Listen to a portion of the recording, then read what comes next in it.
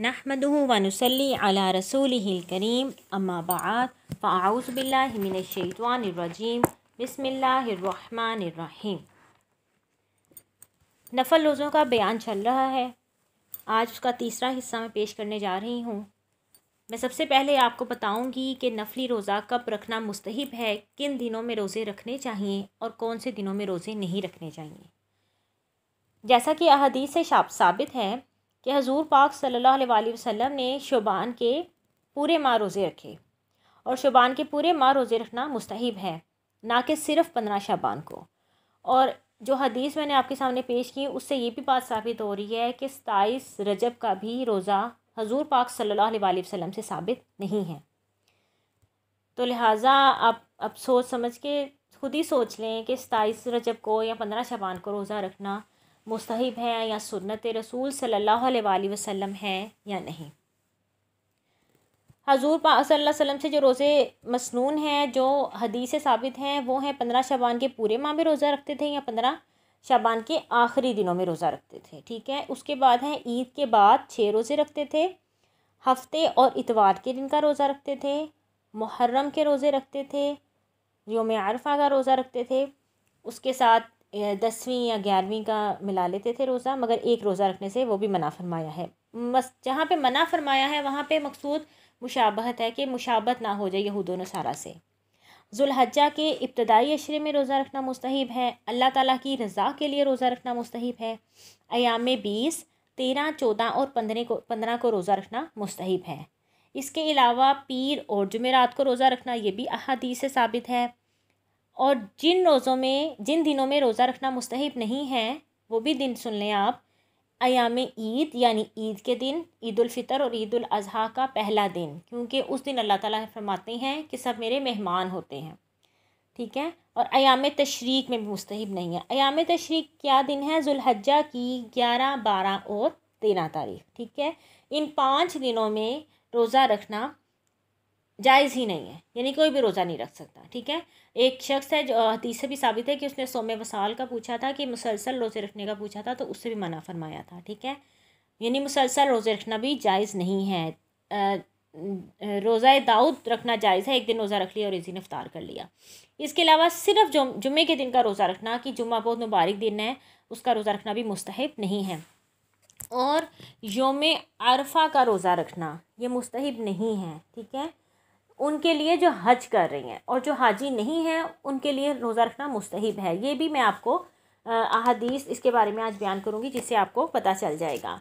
ठीक है। अब आगे नफल रोज़ों के बारे में कुछ और अहादीस सुनिए, और ये आज का आखिरी बयान होगा। इसके बाद मैं आपसे रमज़ान के रोज़ों की क़ज़ा के बारे में मसाइल बयान करूँगी, और रमज़ान के रोज़ों के बारे में किन चीज़ों से रोज़ा टूटता है, किन चीज़ों से नहीं टूटता, वो चीज़ें ज़रा हमारी बयान करूँगी तो ज़रा जहन नशीन हो जाती हैं, एक तरह से रिफ़्रेश हो जाता है, हमें मुगालता नहीं रहता किसी चीज़ का। ऐसा होता है बाज़ औक़ात हम वो चीज़ कर जाते हैं जिससे रोज़ा नहीं टूटता, और हम ये सोचते हैं कि रोज़ा टूट गया, और बाज़ औक़ात हमारे साथ ऐसे मामला पेश हो जाते हैं कि हमारा रोज़ा टूट जाता है और हम इसी गुमान में रहते हैं कि हमारा रोज़ा नहीं टूटा। तो इन मसाइल का जानना हम सबके लिए बहुत ज़रूरी है। एक तरह से आप कह लें कि रिफ़्रेश हो जाएगा आपका माइंड, और रमज़ान से पहले ये चीज़ें जाननी बहुत ज़रूरी होती हैं। रोज़े के मसाइल, रोज़े के अहकाम, क़ज़ा रोज़े, किन लोगों के लिए रोज़ा रखना जायज़ है, किन लोगों के लिए रोज़ा रखना जायज़ नहीं है, और किन सूरतों में रोज़ा छोड़ना जायज़ है और किन सूरतों में रोज़ा छोड़ना जायज़ नहीं है, इन सब का बयान मैं इंशाअल्लाह ताला आपको पेश करूँगी। ठीक है। अब आज बाकी जो नफल रोज़ों का बयान तीसरा और आखिरी हिस्सा, इसके बारे में कुछ हदीस हैं। मौसम सरमा का रोज़ा। हज़रत आमिर बिन मसूद रज़ी अल्लाह अन्हु रावी हैं कि रसूल करीम सल्लल्लाहु अलैहि वसल्लम ने फ़रमाया, ठंडी गनीमत यानी बग़ैर मुशक्क़त सवाब पाना जाड़े में रोज़ा रखना है। ये अहमद और तिरमिज़ी की रवायत है। हफ्ते और इतवार के दिनों का रोज़ा। हज़रत उम्मे सलमा रज़ी अल्लाह अन्हा फरमाती हैं कि रसूल करीम सल्लल्लाहु अलैहि वसल्लम हफ्ते के दूसरे दिनों में रोज़ा रखने की बनिस्बत हफ्ता और इतवार के दिन ज़्यादा रोज़ा रखा करते थे, और फरमाया करते थे, ये 2 दिन मुशरिकीन के लिए ईद हैं कि जिनमें वो रोज़ा नहीं रखते, लिहाजा मैं इसे पसंद करता हूँ कि मैं इन दिनों रोज़ा रख के इनकी मुखालफत करूँ। ये अहमद की रवायत है, रवाहु अहमद। मुशरिकीन से मुराद यहूद व नसारा हैं, और इन्हें मुशरिक इसलिए फरमाया है कि यहूद तो हज़रत उज़ैर अलैहिस्सलाम को अल्लाह का बेटा कहते थे, اور نصارہ عیسائی یہ حضرت عیسیٰ علیہ السلام کو اللہ کا بیٹا کہتے تھے۔ پہلے ایک حدیث گزری ہے جس میں ہفتے کے دن روزہ رکھنے سے منع فرمایا، صرف ہفتے کے دن، جیسا کہ یہ حدیث جبکہ یہ حدیث اس کے بالکل برعکس ہے، لہٰذا ان دونوں حدیثوں میں تطبیق یہ ہے کہ اس کا تعلق تو صرف حضرت صلی اللہ علیہ وآلہ وسلم کی ذات گرامی سے ہے، یعنی کہ آپ کی خصوصیت میں سے ہے اور گزشتہ حدیث کا تعلق صرف امت سے ہے، یعنی وہ ممانعت امت کی خصوصیت ہے، یعنی آپ صلی اللہ علیہ وسلم 2 دن روزہ رکھ سکتے ہیں اور امت کے لیے منع فرمایا ہے۔ یا پھر یہ بھی کہا جائے گا کہ جس روزے سے منع کیا گیا ہے وہ روزہ وہ ہے جو اس کی تعظیم کے طور پہ رکھا جائے، اور پسندیدہ روزہ وہ ہے جو یہود و نصارہ کی مخالفت کی پیش نظر رکھا جائے۔ یعنی 2 باتیں علماء نے اس سے لکھی ہیں، ایک یہ کہ امت کو منع کیا ہفتہ اور اتوار کو روزہ نہ رکھیے، اور حضور پاک صلی اللہ علیہ وسلم کی ساتھ یہ خاص ہے کہ وہ روزہ رکھ سکتے ہیں، اور دوسری بات یہ ہے کہ تعظیم کے طور پہ روزہ نہ رکھا جائے بلکہ مخالفت میں روزہ رکھا جائے کہ اس دن تو ان کی عید ہے تو میں روزہ ضرور رکھوں گی، ٹھیک ہے۔ نیت انما الاعمال بالنیات، جو آپ کی نیت ہوگی اس کا دار و مدار اس کے اعمال پر ہوگا، تو ہم نے جو نیت کرنی ہے ہمیں ثواب بھی اسی حساب سے ملے گا، تو آپ کی نیت اچھی ہونی چاہیے ہر کام کے لیے۔ سنت موقدہ روزے، ٹھیک ہے۔ اب اس حدیث سے آپ وہ بھی ثابت ہو جاتا ہے کہ کن دن روزے رکھنے سنت ہیں۔ حضرت حفصہ رضی اللہ عنہ فرماتی ہیں کہ 4 چیزیں ایسی ہیں جنہیں رسول کریم صلی اللہ علیہ وآلہ وسلم ترک نہیں فرماتے تھے کیونکہ سنت موقدہ ہیں۔ اول یوم عاشورہ کا روزہ، ٹھیک ہے۔ دوم ذوالحجہ یعنی حج کے ابتدائی دنوں میں روزے، سوم ہر مہینے کے 3 روزے، اور چہارم فجر سے پہلے 2 رکعتیں، فجر کی 2 سنتیں۔ ایام 20 کے روزے، حضرت ابن عباس رضی اللہ عنہ کہتے ہیں کہ رسول کریم صلی اللہ علیہ وآلہ وسلم ایام 20 کے بغیر روزہ نہیں رہا کرتے تھے، ایام 20 میں بغیر روزے کے نہیں رہا کرتے تھے، نہ گھر میں اور نہ سفر میں، یعنی گھر میں ہوتے تھے تب بھی روزہ رکھتے تھے اور سفر کی حالت میں ہوتے تھے تب بھی روزہ رکھتے تھے۔ اب آپ کچھ لوگوں کو تو پتہ ہوگا کہ ایام 20 کیا ہے اور کچھ لوگوں کو نہیں پتہ ہوگا کہ ایام 20 کیا ہے، میں اس کی وضاحت کرتی چلوں۔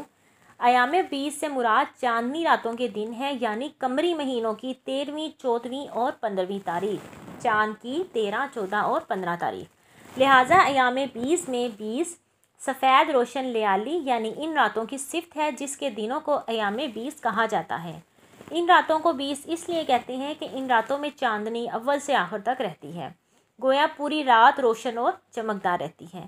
یا پھر یہ کہا جائے گا کہ ایام 20 ہی یعنی ایام 20 ہی یعنی دونوں کی صفت ہے، اور ان دنوں کو 20 اس لیے کہتے ہیں کہ ان ایام کے روزے گناہوں کی تاریکی کو دور کرتے ہیں اور قلوب کو روشن اور مجلیہ کرتے ہیں۔ یا یہ دن ایام 20 اس لیے کہلاتے ہیں کہ جب حضرت آدم علیہ السلام کو جنت سے زمین پر اتارا گیا تو ان کا تمام بدن سیاہ ہو گیا، اور جب ان کی توبہ قبول ہوئی تو انہیں حکم دیا گیا ان دنوں میں 3 روزے رکھو، چنانچہ انہوں نے 13ویں کو روزہ رکھا تو ان کا تہائی بدن سفید اور روشن ہو گیا، 14ویں کو روزہ رکھا تو 2/3 بدن سفید اور روشن ہو گیا، اور جب 15ویں کو روزہ رکھا تو تمام بدن سفید اور روشن ہو گیا۔ سبحان اللہ، یہ ہمارے لیے ایک نئی بات ہے، مجھے تو آج تک اس بات کا علم نہیں تھا کہ حضرت آدم علیہ السلام نے بطور توبہ یہ روزے رکھے تھے اور ان کی فضیلت کیا تھی، تو اب آپ کو یہ بھی علم میں اضافہ ہو گیا ہوگا کہ اس کے روزے رکھنے کیوں سنت ہیں اور کیوں حضور پاک صلی اللہ علیہ وسلم نے رکھے۔ ہر مہینے 3 روزے رکھنے کی ترتیب، اس موقع پہ یہ بات جان لینی چاہیے کہ وہ 3 روزے جو ہر مہینے میں رکھنے مسنون ہیں 12 طرح سے منقول ہیں، یعنی 12 طریقوں سے رکھے جا سکتے ہیں۔ ایک تو غیر معین کہ جب بھی دل کرے 3 روزے رکھ لیں پورے مہینے میں، دوسرا یہ کہ ہر مہینے کے ابتدائی 3 دنوں میں رکھیں، یعنی پہلی تاریخ سے لے کے 30 تاریخ تک۔ تیسری یہ ہے کہ کسی مہینے کے ہفتہ اتوار اور پیر کے دن روزہ رکھ لیں۔ چوتھا یہ ہے کہ مہینے میں کسی بھی منگل بدھ جمعرات کے دن روزہ رکھ لیں۔ رکھنے ترتیب سے ہے، رکھنے مسلسل ہیں 3 روزے، ٹھیک ہے۔ اور پانچواں یہ کہ ایام 20 یعنی 13ویں، 14ویں اور 15ویں تاریخ کو۔ چھٹا یہ کہ ان روزوں میں پہلا روزہ پیر کے دن، دوسرا منگل اور بدھ کے دن۔ ساتواں یہ ہے کہ روزوں میں پہلا روزہ جمعرات کے دن ہو، جمعہ ہو، ہفتہ ہو۔ آٹھواں یہ کہ پہلا روزہ پیر کو اور دوسرے 2 روزے جمعرات کو، 9ویں ایک چندی جمعرات کو اور دوشنبے کو۔ 10واں پیر اور جمعرات اور پھر اگلے ہفتے کا پیر۔ 11ویں ہر عشرے میں 1 روزہ۔ 12ویں مہینے میں آخری دنوں میں 3 روزے۔ یہ بات پہلے بتائی جا چکی ہے کہ بہتر اور اولیٰ یہی ہے کہ ایام 20 یعنی 13ویں، 14ویں اور 15ویں تاریخ کو روزے رکھے جائیں۔ ویسے اختیار ہے کہ جب بھی اور جس طرح بھی یہ روزے رکھے جائیں، بہرحال ثواب حاصل ہوگا۔ ایک بات اور، پورے سال میں مسنون روزوں کی تعداد 51 ہے، ٹھیک ہے۔ 33 روزے تو یہی ہیں، یعنی باحساب 3 روزے فی مہینہ، 9 روزے ذوالحجہ کے مہینے میں، پہلی تاریخ سے لے کے 9ویں تاریخ تک، ایک دن یوم عاشورہ کا، ایک عاشورہ سے پہلے اور ایک عاشورہ کے بعد کا، ایک روزہ شعبان کی 15 تاریخ کا، اور 6 روزے شوال کے جو ششید روزے کہلاتے ہیں۔ بدن کی زکوٰۃ روزہ رکھنا ہے۔ حضرت ابو ہریرہ رضی اللہ عنہ راوی ہیں کہ رسول کریم صلی اللہ علیہ وآلہ وسلم نے فرمایا، ہر چیز کے لیے زکوٰۃ ہے اور بدن کی زکوٰۃ روزہ رکھنا ہے۔ کیونکہ زکوٰۃ کا مفہوم ہے بڑھنا اور طہارت، اس لیے ہر چیز کے لیے زکوٰۃ ہے۔ اس کا مطلب یہ ہوگا کہ ہر چیز کے لیے بڑھوتری ہے جو اس چیز میں سے کچھ حصہ دے کر حاصل ہوتی ہے، یا ہر چیز کے لیے پاکیزگی اور طہارت کا ایک ذریعہ مقرر ہے جس کی وجہ سے وہ چیز پاکیزہ اور طاہر ہوتی ہے۔ لہٰذا بدن کی زکوٰۃ یعنی بدن کی جسمانی صحت و تندرستی اور بدن کی روحانی پاکیزگی اور طہارت کا ذریعہ روزہ ہے، کہ روزے کی وجہ سے اگرچہ بظاہر جسم کی طاقت اور قوت کا کچھ حصہ گھلتا اور ناقص ہوتا ہے، مگر حقیقت میں روزہ جسم کی نشو و نما اور صحت و تندرستی میں برکت اور اضافے کا ایک ذریعہ بنتا ہے۔ نیز اس وجہ سے بدن گناہوں سے پاک ہوتا ہے، لہٰذا زکوٰۃ عبادت مالیہ ہے اور روزہ عبادت بدنیہ۔ اچھا، آپ کو ایک اور بھی باتیں بتاتی چلوں۔ ایک اور بات ریسرچ سے یہ ثابت ہوئی ہے کہ اس سے یہ جو میں آپ کو بات بتانے جا رہی ہوں، اس کے بعد آپ کا دل کرے گا ہی نہیں کہ میں روزہ چھوڑوں، فرض روزے بھی چھوڑوں۔ میں نے بہت دیکھا ہے آج کل لوگ سستی کر رہے ہیں فرض روزے چھوڑنے میں کہ گرمی بہت ہے، ہم کیا کریں، گرمی بہت ہے۔ یقین کریں روزہ کچھ نہیں کہتا۔ ہاں جی، جو مزدور طبقہ ہے جس نے دھوپ میں کام کرنا ہے، اس کے لیے تو چلو اسلام نے، دین نے کہیں چھوٹ رکھی ہوگی، کیونکہ کراچی میں ایک دفعہ ہیٹ سٹروک آئی تھی تو علماء نے فتویٰ دیا تھا کہ آپ روزے نہ رکھیں، جو باہر کام کرنے والے ہیں وہ روزہ نہ رکھیں۔ مگر گاڑیوں میں بیٹھ کے، اے سی والی گاڑیوں میں بیٹھ کے، اے سی والے دفتروں میں بیٹھ کے کام کرنے والوں کو میں نے دیکھا ہوا ہے کہ وہ روزہ نہیں رکھتے ہیں، گرمی بہت ہے، حالانکہ انہیں گرمی کچھ بھی نہیں کہتی ہے۔ یقین کریں بہت سی عورتیں چولہے کے آگے کھڑے ہو کے افطاری اور سحری بناتی ہیں مگر روزے رکھتی ہیں، اور بہت سے ایسے میں نے دیکھے ہیں جو باہر کام کرتے ہیں مگر وہ روزہ نہیں چھوڑتے۔ تو میں آپ کو جو آج بتانی چاہ رہی ہوں نا، اس کو آپ سن لیں گے تو اس کے بعد آپ کا دل ہی نہیں کرے گا کہ آپ روزہ چھوڑیں۔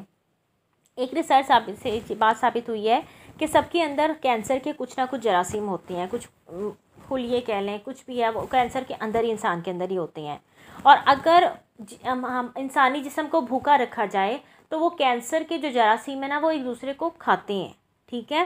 اور تحقیق سے یہ ثابت ہوئی ہے کہ ایک سال میں کم سے کم 1 ماہ بھوکا رہنا چاہیے۔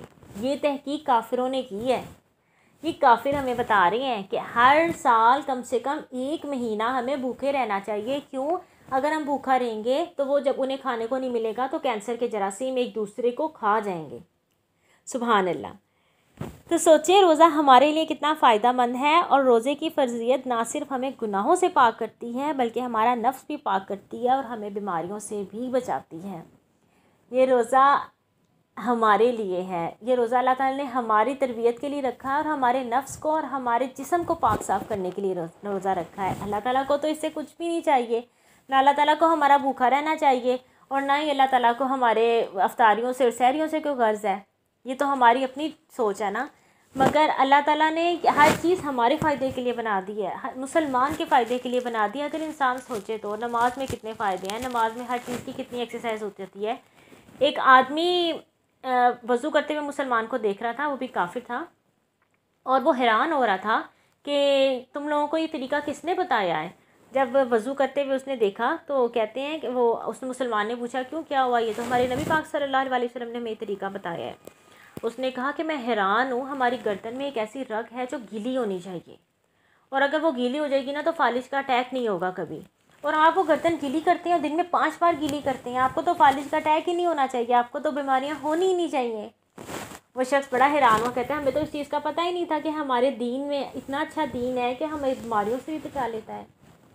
اس کے بعد ایک اور تحقیق سے ثابت ہوا کہ اگر ہم ناک کا خلال اچھی طریقے سے کریں، اچھی طریقے سے ہم پانی پہنچائیں تو ہمیں کبھی زندگی میں نزلہ زکام نہیں ہوگا۔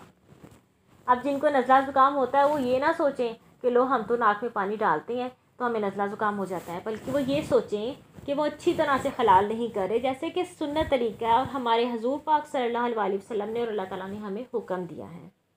بہت سی ایسی چیزیں ہیں. پھر سجدے کے بارے میں یہ آپ نے سنا ہوگا کہ سجدہ جو ہے وہ آپ نے جب زمین پہ کرتے ہیں، اپنا سر رکھتے ہیں زمین پہ، تو ہمارا سارا بلڈ سرکولیشن جو ہے نا وہ سر میں چلی جاتی ہے.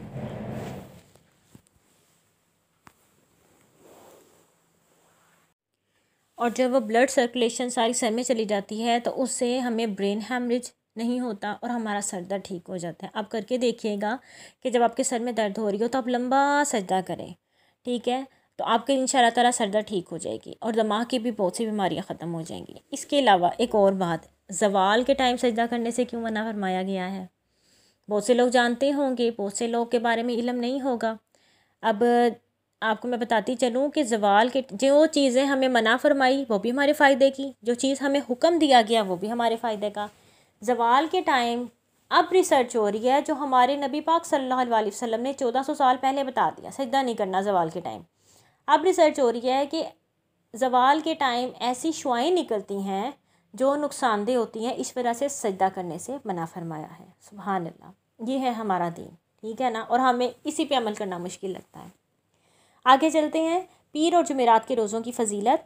حضرت ابو ہریرہ رضی اللہ عنہ راوی ہیں کہ نبی کریم صلی اللہ علیہ وسلم پیر اور جمعرات کے دن روزہ رکھا کرتے تھے. چنانچہ آپ صلی اللہ علیہ وسلم سے عرض کیا گیا کہ یا رسول اللہ، آپ پیر اور جمعرات کے دن اکثر روزہ رکھتے ہیں. آپ نے فرمایا، پیر اور جمعرات وہ دن ہیں جس میں اللہ رب العزت ہر مسلمان کی بخشش کرتا ہے، علاوہ ان دو لوگوں کے جو ترک تعلقات کیے گئے ہوں. چنانچہ اللہ ان کے بارے میں ان فرشتوں سے جو آثار مغفرت ظاہر ہونے کے وقت برائیوں کو مٹانے پر مامور ہوتے ہیں فرماتا ہے انہیں چھوڑ دو، تاوقتیا یہ آپس میں صلح کر لیں اور اس کے بعد ان کی مغفرت ہوگی. احمد اور ابن ماجہ. آج کل کیا ہو رہا ہے، ذرا ذرا سی بات پہ چھوڑ دیا جاتا ہے، چھڑا دیا جاتا ہے. ہم نے نہیں ملنا، تم نے بھی نہیں ملنا، چھوڑ دیا جاتا ہے. آپ یہ حدیث سن لیں کہ اللہ تعالیٰ بھی کہتے ہیں کہ انہیں چھوڑ دو، ٹھیک ہے، جب تک یہ آپس میں صلح نہ کر لیں. گویا آپ نے سوال کے پیش نظر ان دونوں دنوں کی بزرگی اور فضیلت ظاہر فرمائی کہ اس بزرگی اور فضیلت کے پیش نظر اور اللہ تعالیٰ کی رحمت عام اور اس کی طرف سے مغفرت اور بخشش کی نعمت عظمیٰ کے طور پر بخشش کی نعمت عظمیٰ کے شکر کے طور پر ان دونوں دنوں میں روزہ رکھتا ہوں. یعنی کہ مغفرت ہوتی ہے، بخشش ہوتی ہے، اور اس نعمت کی شکر کے طور پہ میں روزہ رکھتا ہوں کہ شکر الحمدللہ مسلمانوں کی مغفرت ہو رہی ہے. رضائے الہی کے روزے کی فضیلت.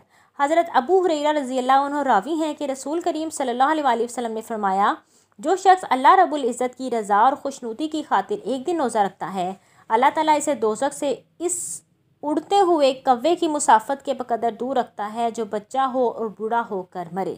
رواہ احمد. اور بہقی نے شعب الایمان میں اسے مسلمہ بن قیس سے روایت کیا ہے. کہا جاتا ہے کہ کوے کی عمر ہزار برس کی ہوتی ہے، لہٰذا فرمایا اگر کوا ابتدائے عمر سے اپنی عمر کے آخری حصے تک اٹھتا رہے تو غور کرو کہ وہ کتنی زیادہ مسافت طے کرے گا. جتنی مسافت وہ طے کرے گا اتنا ہی اللہ تعالیٰ روزے دار کو دوزخ سے دور رکھتا ہے. سبحان اللہ. بہقی سے منقول ہے کہ حضرت صلی اللہ علیہ وسلم نے فرمایا، روزہ دار کا سونا عبادت، اس کی خاموشی تسبیح ہے اور اس کا عمل مضاعف ہے، اس کی دعا مقبول ہے اور اس کے گناہ بخشے ہوئے ہیں. سبحان اللہ.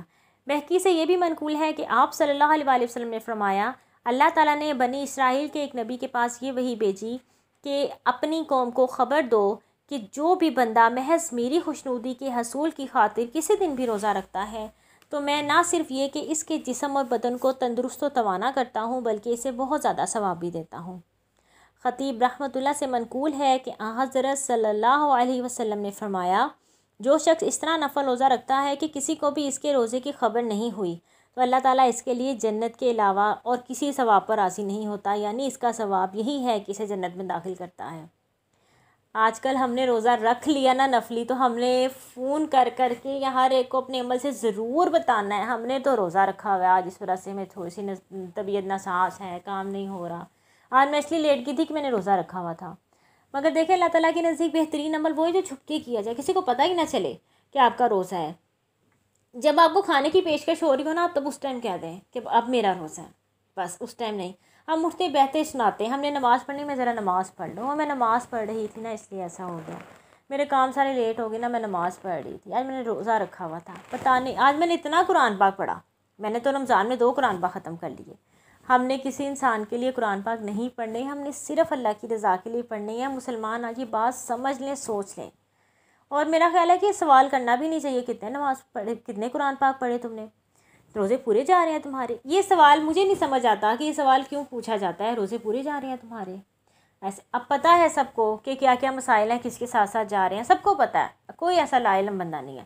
سب کے پیچھے پوچھیں گے پورے روزے جا رہے ہیں، کیسا عجیب سوال ہے۔ مسلمان ایک دوسرے سے کہہ رہے ہیں پورے روزے جا رہے ہیں، کتنے قرآن پاک پڑھ لیے ہیں؟ قرآن پاک نہیں پڑھتی تم؟ 150 پارہ نہیں پڑھتی روز کا؟ میں تو 2 پڑھتی ہوں، میں 3 پڑھتی ہوں۔ عجیب و غریب سے کام ہے یہ۔ میرا خیال ہے کہ صرف اللہ کی رضا کے لیے ہوتے ہیں، کسی کے لیے نہیں۔